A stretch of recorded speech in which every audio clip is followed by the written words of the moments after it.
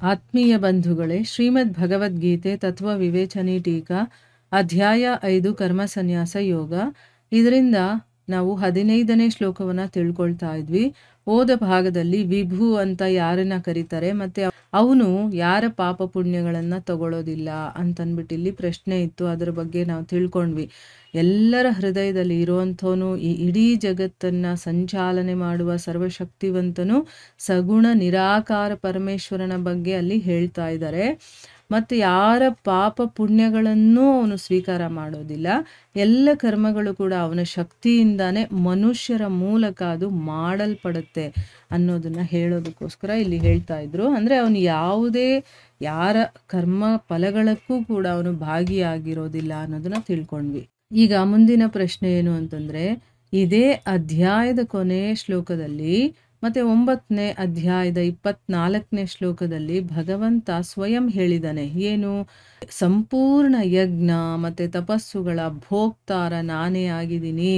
ಮತ್ತು ಇಲ್ಲಿ ಹೇಳ್ತಾ ಇದ್ದಾನೆ ಭಗವಂತ ಯಾರದೇ ಶುಭ ಕರ್ಮಗಳನ್ನು ಕೂಡ ಸ್ವೀಕಾರ ಮಾಡೋದಿಲ್ಲ ಅಂತ ಹೇಳಿದಾರಲ್ಲ, ಅದು ಯಾಕೆ ಹೇಳಿದ್ದಾರೆ, ಹೇಗೆ ಹೇಳಿದ್ದಾರೆ ಅಂತ ಇಲ್ಲಿ ಪ್ರಶ್ನೆ ಬರ್ತಾ ಇದೆ. ಉತ್ತರ ಏನಪ್ಪ ಅಂತಂದರೆ, ಸಮಗ್ರ ವಿಶ್ವ ಸಗುಣ ಪರಮೇಶ್ವರನ ಸ್ವರೂಪನೇ ಆಗಿದೆ. ಅದಕ್ಕೋಸ್ಕರನೇ ದೇವತಾದಿಗಳ ರೂಪಗಳಲ್ಲಿ ಭಗವಂತನೇ ಎಲ್ಲ ಯಜ್ಞಗಳ ಭೋಕ್ತ ಆಗಿದ್ದಾನೆ.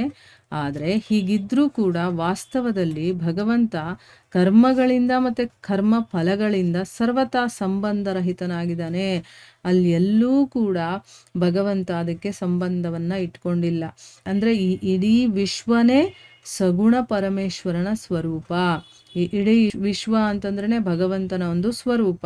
ಅದಕ್ಕೋಸ್ಕರನೇ ದೇವತೆಗಳು ಬೇಕಾದಷ್ಟು ಜನ ಇದ್ದಾರಲ್ಲ, ಆ ರೂಪಗಳಲ್ಲಿ ಭಗವಂತನೇ ಎಲ್ಲ ಯಜ್ಞಗಳ ಭೋಕ್ತಾರನಾಗಿದ್ದಾನೆ. ಆದರೂ ಕೂಡ ವಾಸ್ತವದಲ್ಲಿ ಭಗವಂತ ಕರ್ಮಗಳಿಂದ ಮತ್ತು ಕರ್ಮ ಫಲಗಳಿಂದ ಅವನು ಸರ್ವಥಾ ಸಂಬಂಧರಹಿತನಾಗಿದ್ದಾನೆ ಅನ್ನುವಂತಹ ಭಾವವನ್ನು ಸ್ಪಷ್ಟಪಡಿಸೋದಕ್ಕೋಸ್ಕರನೇ ಭಗವಂತ ಯಾರ ಪಾಪ ಪುಣ್ಯಗಳನ್ನು ಸ್ವೀಕಾರ ಮಾಡೋದಿಲ್ಲ ಅನ್ನುವಂಥ ಮಾತನ್ನು ಹೇಳಿದ್ದಾರೆ. ಈಗ ದೇವತೆಗಳು, ಮನುಷ್ಯರು ಈ ರೂಪದಲ್ಲಿ ಎಲ್ಲ ಯಜ್ಞಗಳ ಭೋಕ್ತಾರ ಆಗಿದ್ರೂ ಕೂಡ ಭಕ್ತರಿಗೆ ಅರ್ಪಿಸಲ್ಪಟ್ಟಂತಹ ವಸ್ತುಗಳು ಮತ್ತು ಕ್ರಿಯೆಗಳನ್ನು ಸ್ವೀಕರಿಸ್ತಾ ಇದ್ದರೂ ಕೂಡ ವಾಸ್ತವದಲ್ಲಿ ಅದೆಲ್ಲವುಗಳಿಂದ ಅವನು ಸಂಬಂಧರಹಿತನಾಗಿದ್ದಾನೆ. ಎಲ್ಲವನ್ನ ಅವನೇ ಭೋಗಿಸ್ತಾ ಇದ್ರು, ಅಂದರೆ ಅದನ್ನು ಸ್ವೀಕಾರ ಮಾಡ್ತಿದ್ರು ಕೂಡ ಅದು ಯಾವುದರಲ್ಲೂ ಅವನು ಸಂಬಂಧವನ್ನು ಇಟ್ಕೊಂಡಿಲ್ಲ. ಭಗವಂತ ಅವತರಿಸಿದ್ರೂ ಕೂಡ ಅಜನ್ಮನಾಗಿದ್ದಾನೆ. ಇದೆಲ್ಲ ನೋಡಿ ಎಷ್ಟು ವಿಚಿತ್ರವಾಗಿರುವಂಥ ವಿಷಯಗಳು. ಭಗವಂತ ಇಲ್ಲಿ ಅವತಾರ ತಗೊಂಡಿದ್ದಾನೆ, ಆದರೆ ಅವನು ಅಜನ್ಮ. ಹೇಗಪ್ಪ ಇದನ್ನು ಅರ್ಥ ಮಾಡ್ಕೊಳ್ಳೋದು? ಇದ್ರ ಬಗ್ಗೆ ಭಗವಂತ 4ನೇ ಅಧ್ಯಾಯದ 6ನೇ ಶ್ಲೋಕದಲ್ಲಿ ಹೇಳಿದ್ದಾನೆ. ಏನು? ಅಜೋಪಿ ಸನ್ನವ್ಯಯಾತ್ಮ ಅಂತ ಬರುತ್ತಲ್ಲ ಆ ಶ್ಲೋಕ. ಅದರಲ್ಲಿ ಹೇಳ್ತಾನೆ, ನಾನು ಅಜನ್ಮ ಮತ್ತು ಅವಿನಾಶಿ ಸ್ವರೂಪನಾಗಿದ್ದರೂ ಕೂಡ, ಸಮಸ್ತ ಪ್ರಾಣಿಗಳ ಈಶ್ವರನಾಗಿದ್ದರೂ ಅಂದರೆ ಒಡೆಯನಾಗಿದ್ದರೂ ಕೂಡ ನನ್ನ ಪ್ರಕೃತಿಯನ್ನು ಅಧೀನವಾಗಿಟ್ಕೊಂಡು ನನ್ನದೇ ಯೋಗಮಾಯೆಯಿಂದ ನಾನು ಪ್ರಕಟನಾಗ್ತೀನಿ ಅಂತ ಅಲ್ಲಿ ಸ್ವಯಂ ಭಗವಂತ ಹೇಳಿದ್ದಾನೆ. ಸೃಷ್ಟಿಯ ರಚನಾದಿ ಕರ್ಮಗಳನ್ನು, ಅಂದರೆ ಈ ಸೃಷ್ಟಿಯಲ್ಲಿ ರಚನೆ ಮಾಡೋದು ಎಲ್ಲ ಮಾಡ್ತಾ ಇದ್ರು ಕೂಡ ಅವನು ಅಕರ್ತನಾಗಿದ್ದಾನೆ. ಅಂದರೆ ಏನೂ ಮಾಡ್ತಾ ಇಲ್ಲ ಅಂತ ಅರ್ಥ. ಕರ್ತಾಭಾವ ಅವನಲ್ಲಿ ಇಲ್ಲ ಅಂತ ಅರ್ಥ. 4ನೇ ಅಧ್ಯಾಯದ 13ನೇ ಶ್ಲೋಕದಲ್ಲಿ ಇದ್ರ ಬಗ್ಗೆ ಹೇಳಿದ್ದಾನೆ. ಏನು ಹೇಳಿದ್ದಾನೆ? ಚಾತುರ್ವರ್ಣ್ಯಂ ಮಯಾ ಸೃಷ್ಟಂ ಅಂತ ಬರುತ್ತೆ ನೋಡಿ ಆ ಶ್ಲೋಕ. ಅದರಲ್ಲಿ ಹೇಳ್ತಾನೆ, ಬ್ರಾಹ್ಮಣ, ಕ್ಷತ್ರಿಯ, ವೈಶ್ಯ ಮತ್ತು ಶೂದ್ರ ಈ 4 ವರ್ಣಗಳ ಸಮೂಹ ಇದೆಯಲ್ಲ, ಇದು ಗುಣ ಮತ್ತು ಕರ್ಮಗಳ ವಿಭಾಗಪೂರ್ವಕವಾಗಿ, ಅಂದರೆ ಇದನ್ನೆಲ್ಲ ವಿಭಾಗ ಮಾಡಿ ನಾನೇ ನನ್ನ ಮೂಲಕನೇ ಇದು ರಚಿಸಲ್ಪಟ್ಟಿದೆ. ಆದರೆ ಈ ರೀತಿ ಸೃಷ್ಟಿ ರಚನಾದಿ ಕರ್ಮಗಳ ಕರ್ತೃವಾಗಿದ್ದರೂ ಕೂಡ ಅವಿನಾಶಿ ಪರಮೇಶ್ವರನಾದ ನನ್ನನ್ನು ನೀನು ವಾಸ್ತವವಾಗಿ ಅಕರ್ತ ಅಂತಾನೆ ತಿಳ್ಕೊ. ನಾನೇ ಎಲ್ಲ ಮಾಡ್ತಾ ಇದ್ರು, ನಾನೇನು ಮಾಡ್ತಾ ಇಲ್ಲ ಅಂತ ತಿಳ್ಕೊ ಅಂತನ್ಬಿಟ್ಟು ಹೇಳಿದ್ದಾನೆ. ಅಂದರೆ ಇಲ್ಲಿ ಕೆಲಸಗಳು ಅವನೇ ಮಾಡ್ತಾ ಇದ್ರು ಕೂಡ ಅವನು ಮಾಡಲ್ಲ, ಅವನ ಶಕ್ತಿಯ ಮೂಲಕ ಇದೆಲ್ಲ ಮಾಡಲ್ಪಡುತ್ತೆ ಅಂತ ಅರ್ಥ. ಯೋಗ ಮಾಯೆ, ಮಹಾಮಾಯೆ ಅಂತ ಹೇಳ್ತೀವಲ್ವ, ಆ ಮಾಯೆಗಳ ಮೂಲಕ ಈ ಕೆಲಸಗಳು ನಡೀತಾ ಇರುತ್ತೆ. ಭಗವಂತ ಅವತರಿಸಿದ್ರೂ ಅವನು ಅಜನ್ಮನಾಗಿದ್ದಾನೆ, ಅವನು ಜನ್ಮ ತಗೊಳ್ಳೋದಿಲ್ಲ. ಸೃಷ್ಟಿಯ ರಚನಾದಿ ಕರ್ಮಗಳನ್ನು ಮಾಡ್ತಾ ಇದ್ರು ಕೂಡ ಅವನು ಅಕರ್ತನಾಗಿದ್ದಾನೆ. ಅವನು ಬಂದಿಲ್ಲಿ ನಾವೆಲ್ಲ ಮಾಡ್ತೀವಲ್ಲ ಕೆಲಸ, ಆ ರೀತಿ ಮಾಡೋದಿಲ್ಲ. ತನ್ನ ಶಕ್ತಿಗಳ ಮೂಲಕ ಅವನು ಆ ಕೆಲಸಗಳನ್ನು ಮಾಡಿಸ್ತಾನೆ. ಅದಕ್ಕೋಸ್ಕರನೇ ಇಲ್ಲಿ ಭಗವಂತನು ಯಾರ ಶುಭ ಅಶುಭ ಕರ್ಮಗಳನ್ನು ಕೂಡ ಸ್ವೀಕಾರ ಮಾಡೋದಿಲ್ಲ ಅಂತ ಹೇಳೋದು ಸರಿಯಾಗೇ ಇದೆ ಅಂತ ಇಲ್ಲಿ ಹೇಳ್ತಾ ಇದ್ದಾರೆ.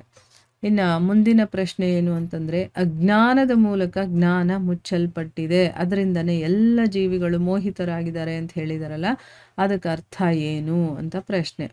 ಉತ್ತರ ಏನು ಅಂತಂದರೆ, ವಾಸ್ತವದಲ್ಲಿ ಮನುಷ್ಯರಿಗೆ ಅಥವಾ ಭಗವಂತನಿಗೆ ಕರ್ಮಗಳಿಂದ ಮತ್ತು ಅವುಗಳ ಕರ್ಮ ಫಲಗಳಿರುತ್ತಲ್ಲ ಅದಕ್ಕೆ ಸಂಬಂಧನೇ ಇಲ್ಲದೆ ಇದ್ದರೆ, ಮತ್ತು ಜಗತ್ತಿನಲ್ಲಿ ಮನುಷ್ಯರು ನಾನು ಇಂಥ ಕರ್ಮ ಮಾಡಿದ್ದೀನಿ, ಇದು ನನ್ನ ಕರ್ಮ, ಇದರ ಫಲ ನನಗೆ ಸಿಗಬಹುದು ಅಂತೆಲ್ಲ ಯೋಚನೆ ಮಾಡ್ತಾರಲ್ಲ, ಇದು ಯಾವ ರೀತಿ ಮಾತು? ಈಗ ಅವನೇ ಮಾಡೋದಿಲ್ಲ ಅಂತಂದರೆ ಈ ಫಲಗಳೆಲ್ಲ ನಮ್ಗೆ ಆಗ್ತಾ ಇದೆ, ನಾನು ಈ ರೀತಿ ಕೆಲಸ ಮಾಡಿದೆ ಅಂತೆಲ್ಲ ನಾವು ಹೇಳ್ಕೊಳ್ತೀವಲ್ವಾ, ಇದು ಹೇಗಪ್ಪ ಅರ್ಥ ಮಾಡ್ಕೊಳ್ಳೋದು ಅನ್ನುವಂಥ ಪ್ರಶ್ನೆ ನಮಗೆ ಬರುತ್ತಲ್ವಾ. ಈ ಪ್ರಶ್ನೆಗೆ ಉತ್ತರವನ್ನು ಕೊಡೋದಕ್ಕೋಸ್ಕರ ಅನಾದಿ ಸಿದ್ಧ ಅಜ್ಞಾನದ ಮೂಲಕ ಎಲ್ಲ ಜೀವಿಗಳ ಯಥಾರ್ಥ ಜ್ಞಾನ ಅನ್ನೋದು ಮುಚ್ಕೊಂಡ್ಬಿಟ್ಟಿದೆ. ಅದಕ್ಕೋಸ್ಕರನೇ ಅವರು ಏನು ಮಾಡ್ತಾರೆ, ತಮ್ಮ ಮತ್ತು ಪರಮೇಶ್ವರನ ಸ್ವರೂಪವನ್ನು ಮತ್ತು ಕರ್ಮಗಳ ತತ್ವಗಳನ್ನು ತಿಳ್ಕೊಳ್ಳದೆ ಇರೋ ಕಾರಣದಿಂದ ತನ್ನಲ್ಲಿ ಮತ್ತು ಈಶ್ವರನಲ್ಲಿ ಆ ಕರ್ತ ಕರ್ಮ ಕರ್ಮಫಲದ ಸಂಬಂಧದ ಕಲ್ಪನೆಯನ್ನು ಮಾಡಿಕೊಂಡು ಮೋಹಿತರಾಗ್ತಾ ಇದ್ದಾರೆ. ಈಗ ಮನುಷ್ಯರು ಕೂಡ ಏನೂ ಮಾಡ್ತಾ ಇಲ್ಲ, ಅದು ಗುಣಗಳಲ್ಲಿ ವರ್ತನೆ ಮಾಡ್ತಾ ಇದೆ.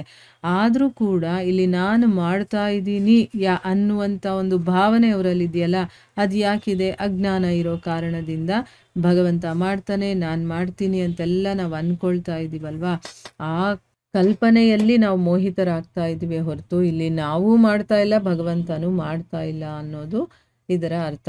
ಇದು ಸ್ವಲ್ಪ ಅರ್ಥ ಆಗೋವರೆಗೂ ನಮಗೆ ಕನ್ಫ್ಯೂಷನ್ ಆಗುತ್ತೆ, ಆದರೆ ಒಂದು ಸರಿ ಅರ್ಥ ಆಯಿತು ಅಂತಂದರೆ ಕ್ಲಿಯರ್ ಆಗಿಬಿಡುತ್ತೆ ಇದು, ಆಯಿತಾ? ಅವಾಗ ಏನೇ ಕರ್ಮಗಳು ನಮ್ಮ ಮೂಲಕ ನಡೀತಾ ಇದ್ರೂ ಕೂಡ ಅದು ಗುಣಗಳಲ್ಲಿ ವರ್ತನೆ ಮಾಡ್ತಾ ಇರುತ್ತೆ, ನಮ್ಮ ಸ್ವಭಾವಕ್ಕೆ ತಕ್ಕಂಗೆ ಅದೆಲ್ಲ ನಡೀತಾ ಇರುತ್ತೆ ಹೊರತು ಇಲ್ಲಿ ನಾನು ಏನೂ ಮಾಡೋದಿಲ್ಲ. ನಾನೇನು ಮಾಡೋದಿಲ್ಲ ಅಂದಮೇಲೆ ನನಗೆ ಫಲ ಅನ್ನೋದು ಎಲ್ಲಿಂದ ಬರೋದಕ್ಕೆ ಸಾಧ್ಯನೇ ಇಲ್ಲ. ಆದರೆ ಎಲ್ಲಿವರೆಗೆ ನಾನೇ ಮಾಡ್ತಾ ಇದ್ದೀನಿ ಅನ್ನುವಂಥ ಕರ್ತಾಭಾವ ಇರುತ್ತೋ ಅಲ್ಲಿವರೆಗೂ ನಮಗೆ ಫಲ ಅದು ಇದು ಅನ್ನುವಂಥ ಯೋಚನೆಗಳು ಇರುತ್ತೆ. ಸೊ ಇಲ್ಲಿಗೆ ನಾವು ನಿಲ್ಲಿಸೋಣ. ಹರೇ ಕೃಷ್ಣ.